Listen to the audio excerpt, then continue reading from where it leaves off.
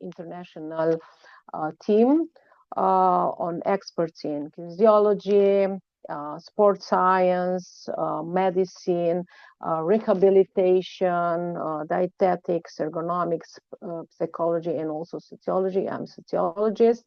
So this kind of diversity enables really comprehensive and in-depth exploration of modern scientific challenges. So through this program, Kinesiology of Quality of Life and all related projects, just now we ended with bed rest study, which the first time in Italian space agency who's financed this research, we examine also young women, which is not so easy work.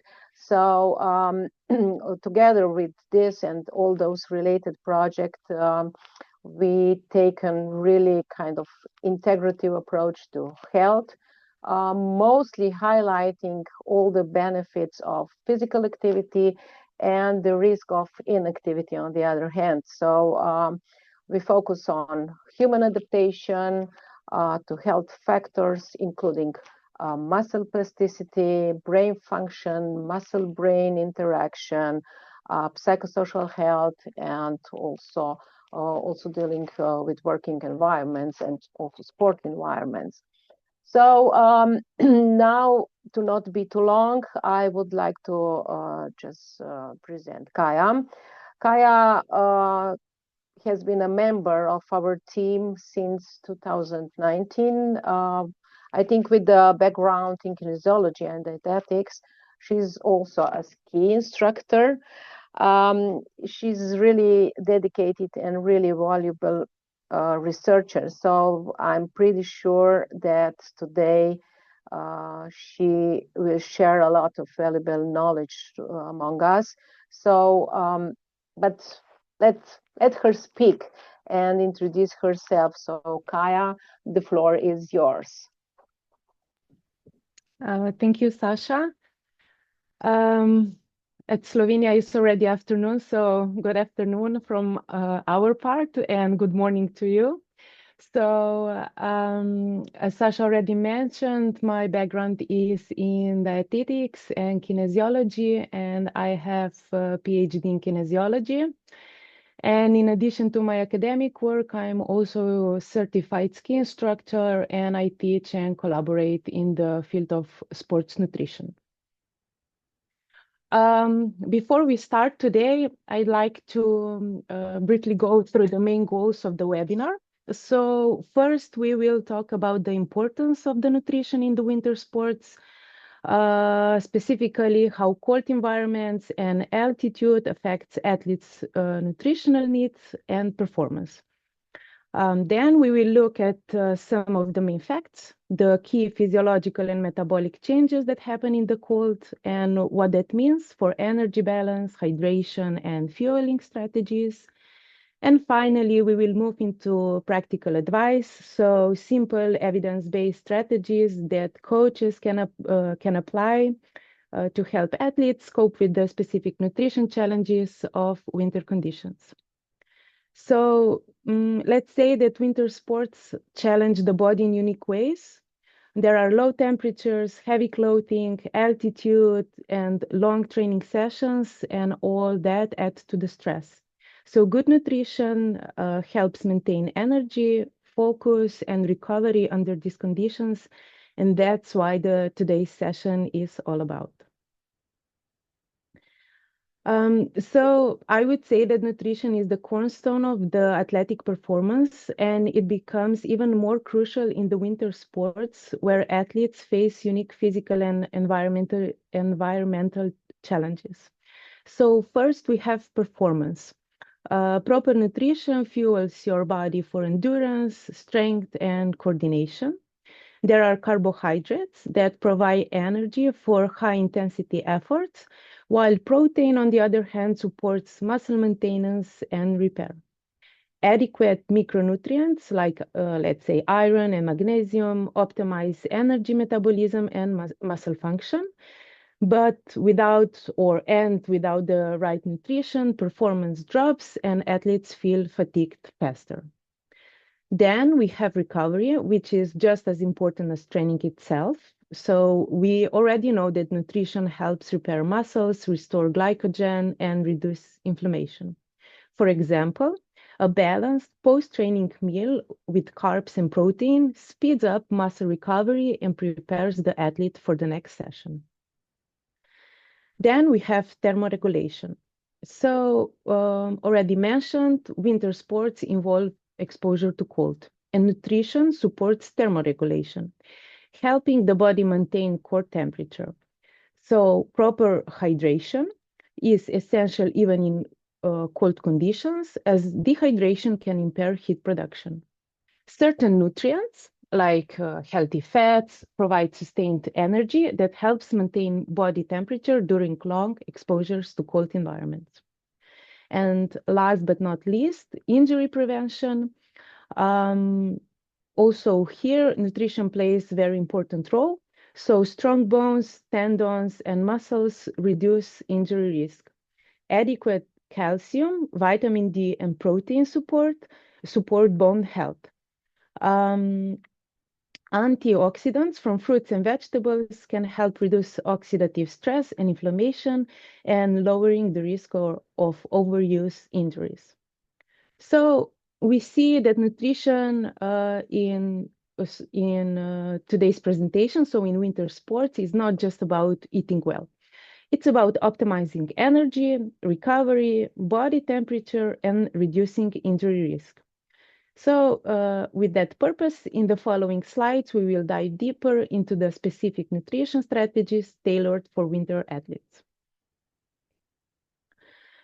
When we think about nutrition for winter sport athletes, there are several unique challenges compared to the other sports. First, there are energy demands that are usually higher. Cold environments increase energy expenditure. That means that athletes need more calories, not only to perform, but also to stay warm and healthy. If they fail to match these increased needs, they risk low energy availability, which can impact both health and performance. Second, macronutrient needs slightly shift. Carbohydrates remain the key fuel for high-intensity performance, while protein supports recovery and immune function. On the other hand, fat intake is also important. It provides a concentrated energy source, especially during longer sessions and endurance events in the cold. Then we have hydration, which is usually often gets overlooked. Even though athletes may not feel thirsty, they still lose a lot of fluids throughout sweat and breathing in dry, cold air. Encouraging regular fluid intake, we will see, including warm drinks, is essential. Next, micronutrients and immunity plays a big role. So we can expose here vitamin D, which is often low due to reduced sunlight exposure, while iron, zinc, and antioxidants are important to maintain immune function and energy level. And finally, supplement use. It should be individualized and evidence-based. Commonly justified supplements in winter sports include vitamin D and sometimes iron or omega-3 fatty acids, depending on blood status. However, supplementation should never replace proper dietary planning and always be checked for purity and necessity. So in short, nutrition needs careful planning to cover higher energy demands, hydration, and immune support while avoiding unnecessary supplementation. Now that we covered the general nutritional principles, let's look at how these needs change when training and competing in more extreme environments, specifically in the cold and at the altitude. So when working or exercising in the cold, the body's energy needs can increase for 10 to 25%.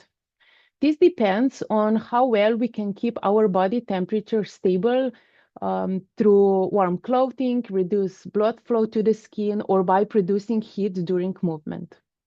Factors like wind, humidity, and sun exposure also affect how hard the body has to work to stay warm.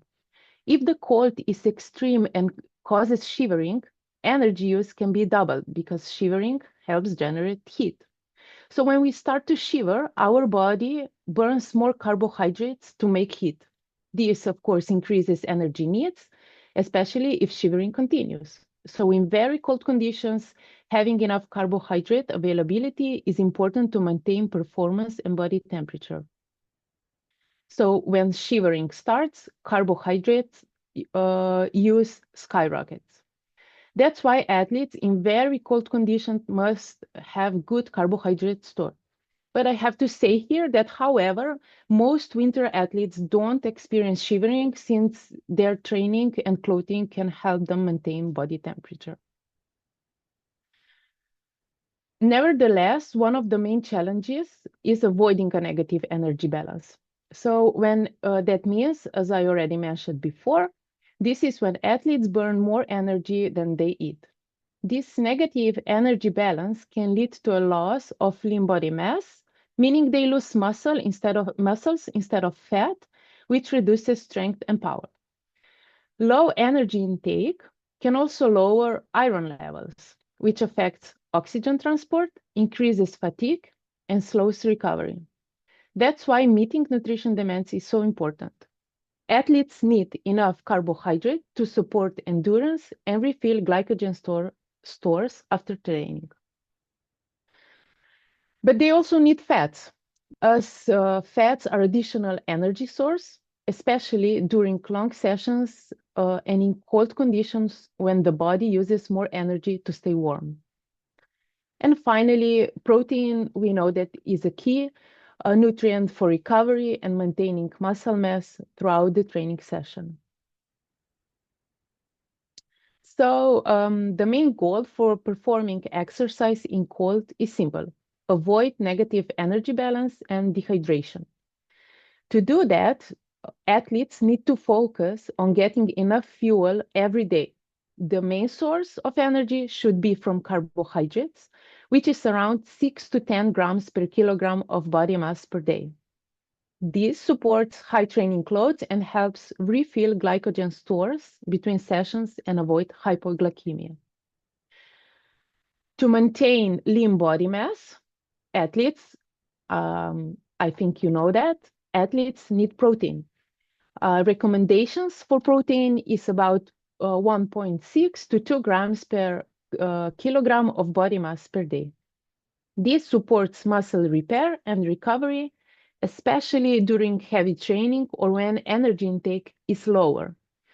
Also, proteins play an important role in maintaining immune resistance. Moreover, fats should make up around 30 to 35% of daily energy intake because they provide essential fatty acids and energy for long sessions or cold conditions. And finally, practical advice: instead of just a few large meals, encourage smaller, more frequent, energy-rich meals throughout the day. This helps athletes meet their energy needs more easily and maintain stable energy levels. Now, something about the hydration in the cold. So in the cold environments, athletes can lose between 3 to 8% of their body mass during exercise. This is mostly through fluid loss. Even though they may not feel sweaty, they lose water in several ways. Throughout sweating, either way, then throughout breathing in dry, cold air, and through increased urination caused by the cold. On top of that, on one hand, thirst is reduced in cold environment, and on the other hand, athletes often drink less because we know when we are on snow, restrooms are far away or fluid access is limited. So that is why recommended a daily intake of around 3 to 4 liters of fluid, including warm drinks, tea, or soup to make hydration easier and more appealing. During longer training sessions or competition, athletes should also replace, of course, electrolytes, mainly sodium, potassium, and magnesium. With that, they will help maintain fluid balance and muscle function. Finally, some micronutrients as especially important for winter sports athletes. There is iron, which supports oxygen transport, zinc, which helps immunity and recovery, and vitamin D, which was already mentioned a few times, which can be low during winter months. Let's look now at the adaptation to the altitude. So it's quite similar, but we can make a quick dive into the altitude adaptations. So when we are at altitude, the body has to work harder, both to move and to breathe. Because of this, energy requirements increase by about 10 to 25%, mostly due to the higher basal metabolic rate and greater respiratory effort. In the first days and weeks, the body shifts its fuel use. Glucose oxidation increases, while fat oxidation decreases. This means that athletes rely more on carbohydrates for energy. After about 2 to 3 weeks, the body begins to adapt. We usually see improvements in VO2 max and heart rate as acclimatization takes place. However, there is also a risk of negative energy balance since appetite often decreases while energy needs rise. This can lead to loss of lean body mass if not carefully managed. Another key issue is iron status. Iron levels often drops at altitude, which limit red blood cell production and slows adaptation. So athletes must begin altitude training with good iron stores and maintain proper energy intake. So at altitude, the body relies more on glucose because fat oxidation becomes less efficient in low glycogen or oxygen conditions. So this means carbohydrate becomes the main and most effective energy source. Therefore, athletes should focus on easily digestible carbohydrate-rich foods, such as cereal flakes, rice, pasta, dry fruits, energy bars, and gels. These foods are quick to digest and help maintain energy levels during training. It's also a good idea to reduce fiber intake slightly because too much fiber can cause bloating or gastrointestinal discomfort, which are already more common at altitude. Finally, instead of having large meals, we already know that, we should aim for smaller, frequent meals every 2 to 3 hours. This helps maintain stable energy levels and supports better digestion, especially when appetite is reduced at altitude.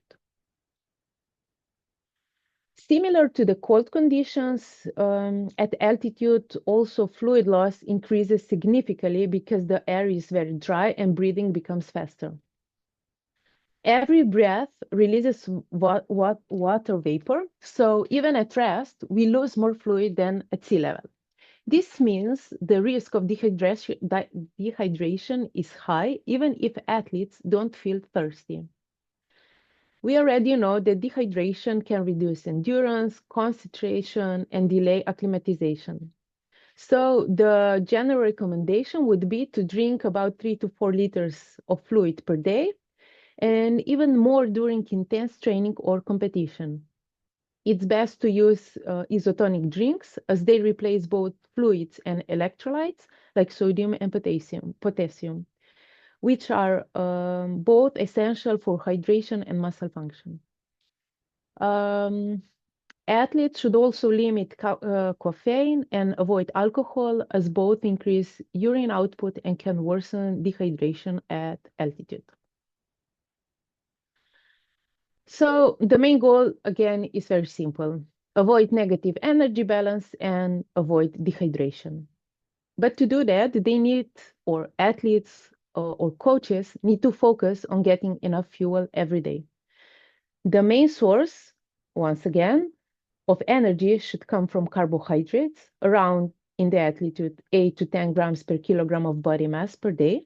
This can support high training loads and helps refill glycogen stores between sessions. To maintain lean body mass, athletes need protein. It's the same as in the cold, about 1.6 to 2 grams per kilogram per day. This supports muscle repair, recovery, and especially during heavy training or when energy intake, again, as the same as in cold condition, is lower. For the adaptation at the altitude, we can see that fats should make up around 25 to 30% of daily energy intake, which is slightly lower than in cold conditions. Again, fats provide essential fatty acid and energy for long sessions. And finally, again, very practical advice. Instead of just a few large meals, we should encourage athletes to eat more frequently with energy-rich meals throughout the day. This would help athletes meet their energy needs more easily and maintain stable energy levels.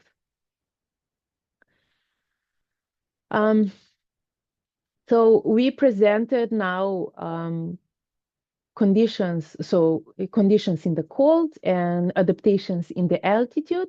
But when we talk about winter sports, we have to remember, of course, that both cold exposure and altitude significantly increase energy needs. So we have to combine those two environments. So we already mentioned that in the cold environments, the body works harder to maintain core temperature. And at the altitude, we see an additional rise in energy expenditure due to the increased breathing effort, higher basal metabolic rate, and often reduced appetite. And all this also increases energy needs.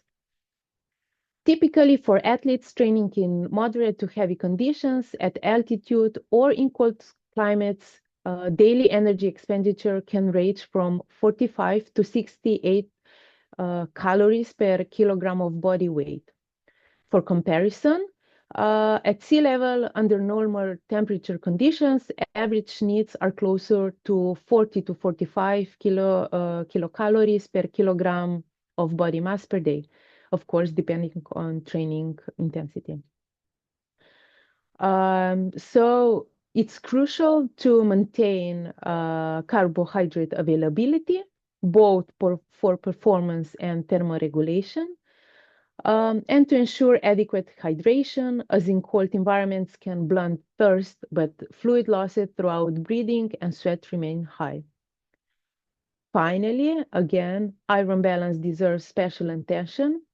Increased red blood cell production at altitude elevates iron requirements. So monitoring iron status is key for endurance and recovery in winter sports athletes. Let's look now a little bit into the immunity.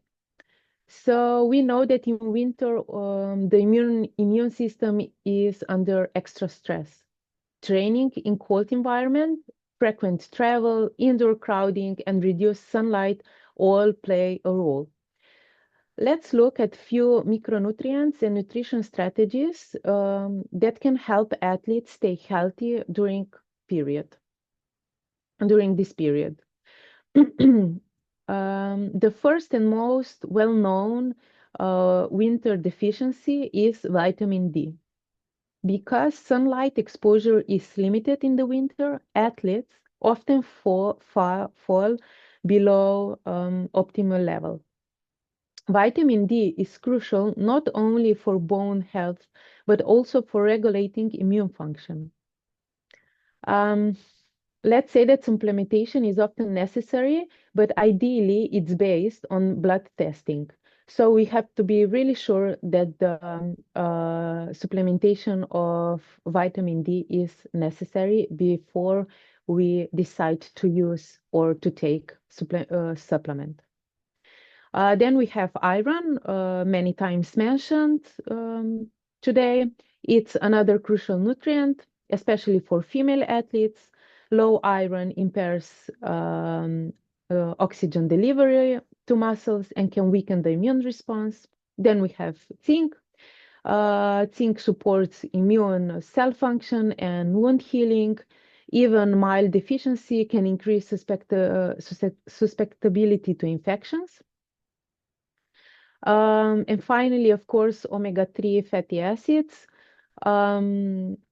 These or those are mostly found in fatty fish or, of course, supplements if we can take it in another way. So omega-3 fatty acids help control inflammation, support recovery, and balance immune responses. So beyond single nutrients, there are, of course, dietary patterns that can strengthen immunity and is always first suggested before taking the supplements. One of these food groups are probiotics or food rich with probiotics. Typical probiotics we can get from yogurt, kefir, or other fermented vegetables. Probiotics support the gut microbiota, which plays a major role in immune regulation. Then other group are antioxidants. Of course, types of oxidants are well known, such as vitamin C, vitamin E, and polyphenols. Those reduce oxidative stress caused by intense training, helping to protect immune cells.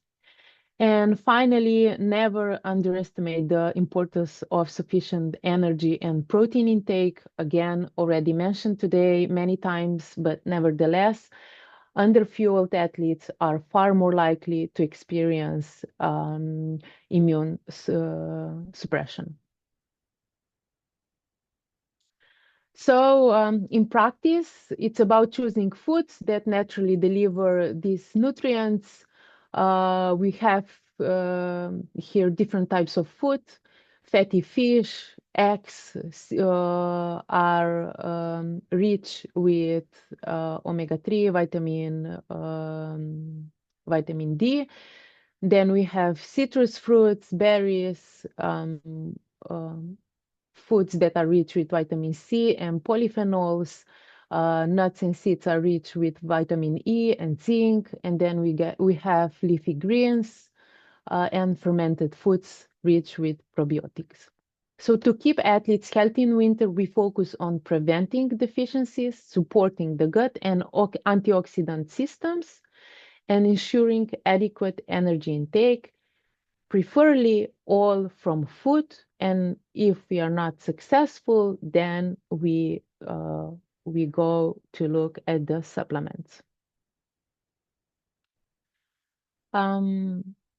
I will talk a little bit now about the gender-specific considerations. So we know that women and men athletes have slightly different needs, especially regard nutrients. But before we dive into specific gender-related considerations, it's important to acknowledge that most sports nutrition research has been conducted in male athletes. We have much less data and fewer clear conclusions for female athletes, and especially, of course, in winter sports. But nevertheless, understanding the already existing evidence and physiological differences is crucial for coaches and practitioners because nutrition strategies that work for men may not always apply to women, and we should be cautious at this point. So for female athletes, one of the biggest concerns is energy availability. I already mentioned this today many times. It goes for many sports, but also in winter sports, where energy expenditure is high due to both training and cold exposure, this becomes even more relevant. So low energy availability can lead to REDS. This is relative energy deficiency in sport. It's very complex. It's a very complex state. It includes, among others, or affects menstrual function, bone density, and recovery. There are also different hormonal fluctuations across the menstrual cycle that can also influence metabolism, temperature regulation, and even perceived fatigue. And so it's very, very important to avoid energy availability, and coaches should be aware that some phases may require slightly higher energy or carbohydrate intake. Then we have micronutrients for female athletes, like iron, calcium, and vitamin D are essential. Iron supports oxygen transport, so it's crucial for endurance in cold environments. We know that it can be more risky at female athletes, while calcium and vitamin D protect bone health and reducing stress fracture risk. Last but not least, for the female athletes, body image pressures are another challenge, especially in sports emphasizing leanness, such as, let's say, figure skating or ski jumping. These pressures can lead to restrictive eating patterns, so creating a supportive environment around nutrition here is vital, and it should be made from you, so from coaches. Then if we look into the men athletes, while REDS it's often associated with women, it's important to know that male athletes are not immune to this state. Men in sports where body weight or body mass or aerodynamics advantage matters, sorry, like ski jumping, biathlon, or cross-country skiing can also experience low energy availability. The consequences can include reduced testosterone levels, fatigue, impaired recovery, and decreased muscle mass. Maintaining lean muscle mass requires adequate protein intake throughout the day, ideally spaced across meals. Carbohydrate timing is also essential. The fuel training sessions and aid recovery, especially in long duration or high intensity winter events. And in weight sensitive sports, safe and gradual body composition management should always take priority over aggressive dieting. Those goes for, of course, both sexes. I would also expose working with mixed teams. So when coaches are working with women and men athletes at the same time. So here is open communication about nutrition and energy needs essential. Coaches at this point can set the tone by normalizing conversations about, of course, menstrual cycle, recovery, fueling strategies for both genders. This can help prevent stigma and ensures every athlete feels supported and discussing challenges related to energy balance or body composition. With these gender-specific considerations in mind, let's move on to the practical aspects of performance, how we can optimize meal timing around training sessions, especially in cold conditions and at altitude. So nutrition around training session is one of the key factors for, of course, performance and recovery, especially in winter sports where cold and long durations increase energy use. So before training, the goal is to top up glycogen stores and maintain blood sugar without causing stomach issues. Athletes should choose quick digesting carbohydrates, such as, let's say, white rice, oatmeal, bananas, toast with honey, or sports drinks. I would suggest avoid high fiber or high fat foods as they slow digestion and can cause discomfort during training. Then during training, athletes may need additional fuel, especially during sessions longer than 60 to 90 minutes. They should aim for 30 to 60 grams of carbohydrates per hour, or up to 90 grams for elite endurance athletes. Good options include energy gels, sport drinks, or choose ideally combined with fluids and electrolytes to replace sweat losses and prevent dehydration. After the training, we apply the 3R strategy. Refuel with carbohydrates. It's about 1 to 1.2 grams per kilogram of body mass within 30 minutes. Then repair with 15 to 25 grams of protein for muscle recovery. And rehydrate with fluids and electrolytes to replace what was lost. For example, a cross-country skier might start the day with a light carb-based breakfast, take a gel or drink mid-session, and then have a full recovery meal within 30 minutes post-training. Let's say, such as rice, chicken, and vegetables. Then we have another example, an alpine skier. On the other hand, often has shorter but more intense session. So the focus is on small, easy pre-training meal and solid protein-rich and of course carbohydrate-rich recovery meal after training. In winter conditions, athletes often eat less because of the cold, fatigue, or changes in appetite, already mentioned today. And that's why food should be light, practical, and energy dense. That means things like nuts, dried fruit, energy bars, or dehydrated meals are ideal. Warm drinks are very important, not just for comfort, but because they help maintain hydration status, which athletes often forget about in cold weather. When appetite drops, especially at altitude or in the early phase of training camps, protein shakes or meal replacement can be a practical way to maintain energy and nutrient intake.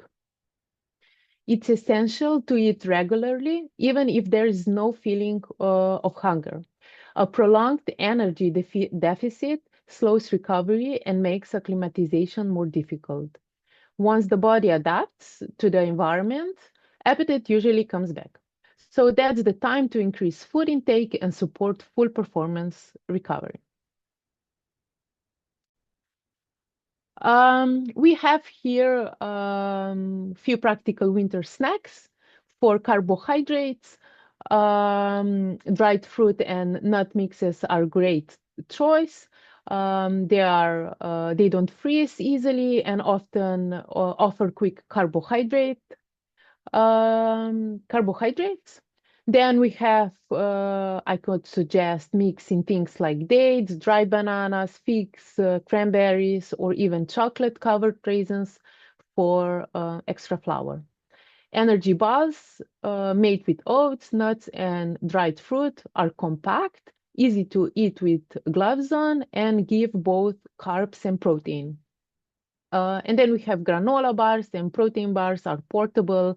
We can put it in a pocket, resist freezing. They resist freezing if they are kept inside your pocket and can supply energy along some protein, can supply energy along with some protein for muscle support. For the hydration, as already mentioned, hot drinks. There can be also drink, of course, water if the athletes prefers it, and different sport drinks. Now let's take a look at some of the most common pitfalls we see in nutrition for winter sport athletes. These are patterns that can appear across all levels, so from youth athletes to professionals, and they often have a bigger impact on performance than we might think. The first and most common issue is underfueling. In winter sports, energy expenditure is particularly high. We already mentioned the body needs a lot of energy for thermoregulation because there are higher needs, and so on. So many athletes unintentionally eat too little, they skip breakfast, or they don't refuel properly after the training. Warning signs that athletes is underfueled can be persistent fatigue, slower recovery, frequent illness, or even irritability and loss of motivation.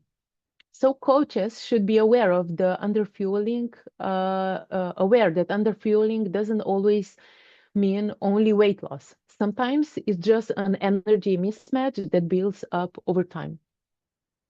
A second pitfall is placing too much emphasis on being clean. I already mentioned this. In sports where body mass influences performance, like ski jumping, cross-country skiing, or figure skating, there can be pressure to maintain low body mass or a specific figure. So this often leads to restrictive eating habits, nutrient deficiency, and rats.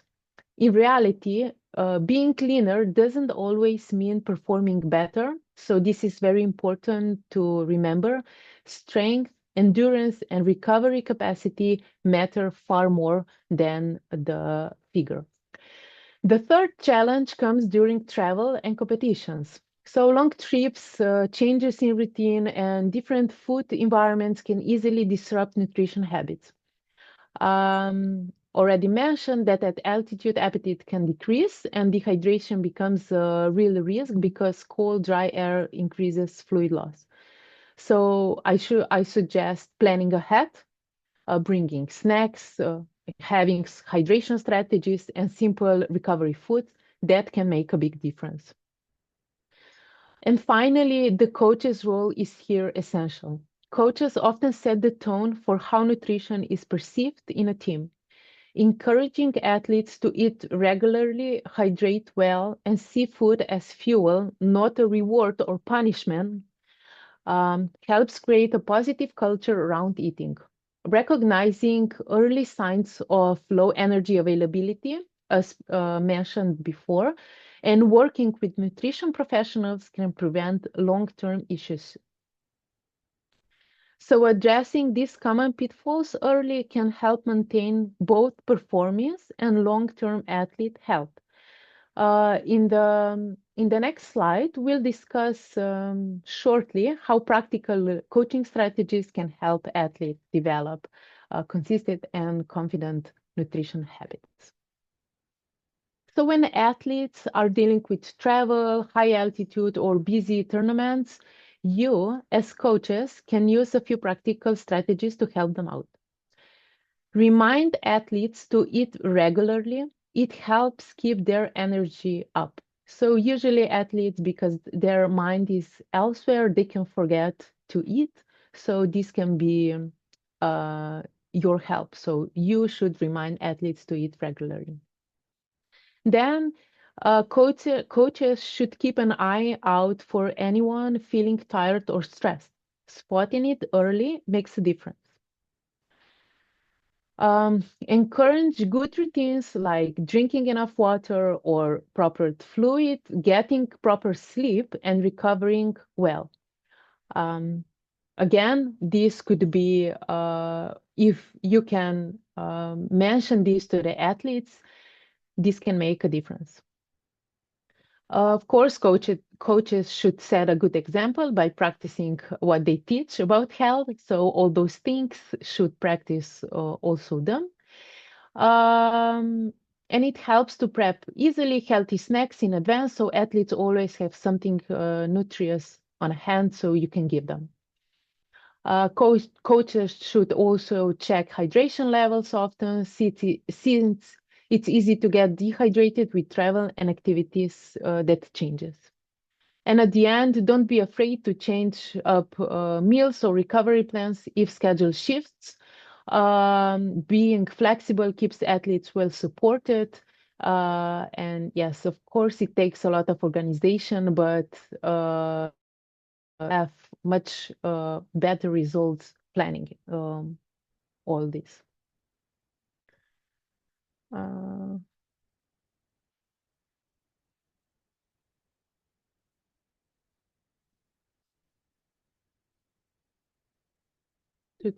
Să-mi zmrznila? Šlo naprej?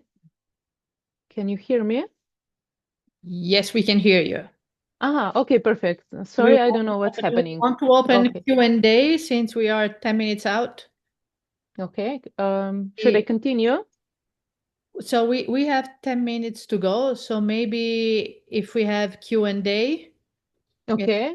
I only have 4 more slides. Okay, but bear in mind that we have 10 minutes. So yeah, I will just shortly present this another Erasmus project that was led by our institute, so Ski Easy, and among other activities, there were also we published manuals, and one of the manuals in different languages. One of the manuals presents practical advices to the coaches how should encourage children eating properly at the slopes.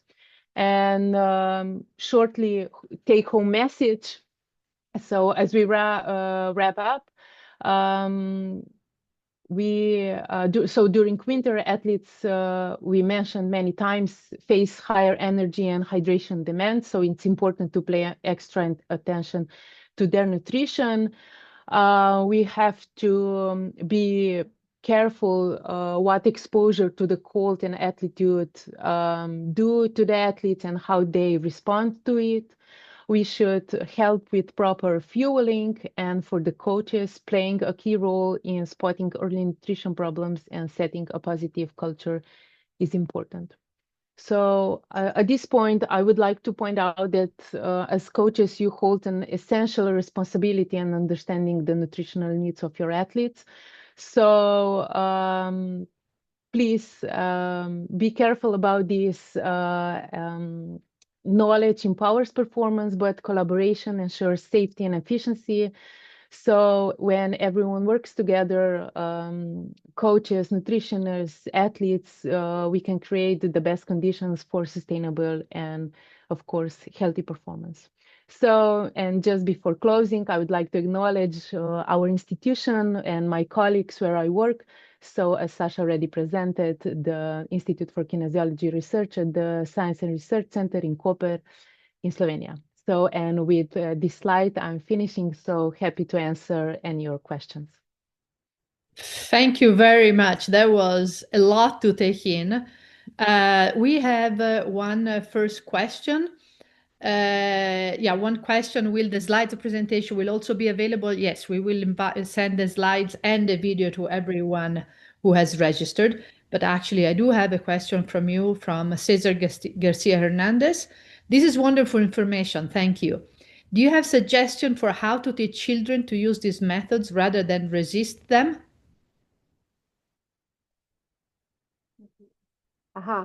Okay. There is miscommunication. Kaja could not for the question, but I will make, come on. We have to get, I'm sorry. So now we hear each other. Can you see, can you hear us? Here, and we see you well. Okay. So how do you teach children? The question is, how do you teach children, not just imposing on them? So how do you teach children about nutrition? Yes, about these good habits and nutrition. Yeah. So with the children, it's extra important to be a good role model. And here play a very important role, of course, parents. So the best part is, not part, the suggestion is to maybe organize some presentation. What would be useful? I invite you to look at those SCISI manuals, but of course with the children, parents and coaches, they should be role models, and if they like you and adore you, they will usually do as you do. So I would start from there.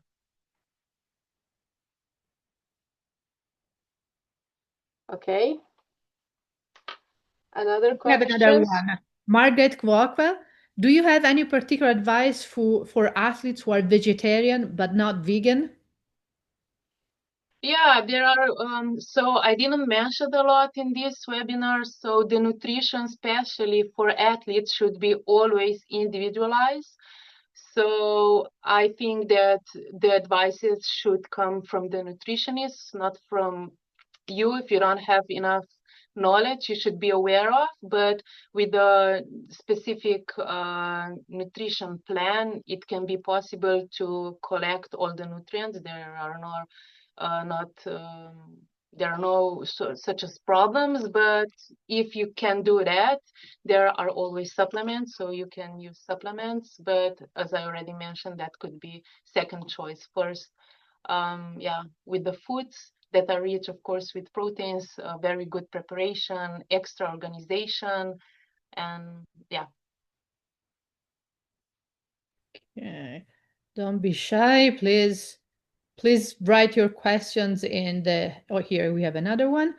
This is Rod and Rachel. 5 milligrams per kilo of caffeine has been shown to boost endurance. Do you think the trade-off between caffeine consumption and diuresis is worth it? Yeah, again, I think it's very individualized. I would suggest try it at the trainings, but then maybe because trainings are longer period, then use it when you establish the routine, use it on the competition.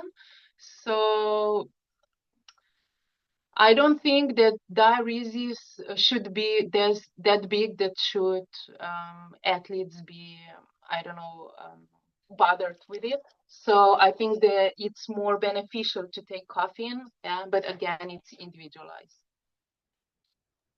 And while we wait for more questions, I would like to emphasize something that Tarja said, the responsibility of the coaches to lead by example and also to give breaks, to drink, to eat. Too often, we still see coaches that then when someone says, I'm tired, they just dismiss it, that when they want to drink, they just dismiss it. So it's very important to have a question. We have a question from Rado. Rado, I don't know how to make you. You can talk. You can talk now. Can you hear me? Sorry. Yes, we can. Thank you for joining. Yeah, why you? Okay. Now I have a comment, if it's okay, talking about the importance from the side of teachers and ski instructors to the nutrition habits or whatever, all habits. I think one of the most important thing is the role model. And many times happen that ski instructors or coaches are exactly an opposite. So they are not a good role model, and that's a big problem. We agree. Yeah, for sure, we agree, and that was I emphasize this much, that we should lead by an example, and we start with ourselves, and hopefully, especially the children will follow, and then also the athletes. If usually athletes are focused on the results, so if we explain them properly, they will also understand and follow with the recommendations. Yes, but as Rado said, it's definitely start from the coaches, creating space, both mentally and physically, for breaks, for drinking, for eating, and understanding this is performance. But as you correctly pointed out, this is also safety. And Safety and refueling. Exactly. So we need to do it. Sorry, Rado, go ahead. Thank you. No, it's okay. That's all. Congratulations, Kaja. Great talk. Thank you. Okay. Are there any more questions? So we have 3 minutes or 2 minutes more for another questions. I have another one. You mentioned the ideal 30, this is Rod and Rachel again. You mentioned the ideal 30 minutes post-workout recovery meal. Is there diminishing returns for the farther out you push that time window? No, it's not that. Those are just recommendations. Again, it would be when you prepare or when you organize all the meals in the day, you would see that in those 30 meals you get first nutrients in. Of course, the body that is, let's say, exhausted from the workout would take all of them. But after that, you also have to have other meals. So lunch, dinner, or depends in what time of the day. So it's a recommendation and practical advice. Of course, it's important because those nutrients are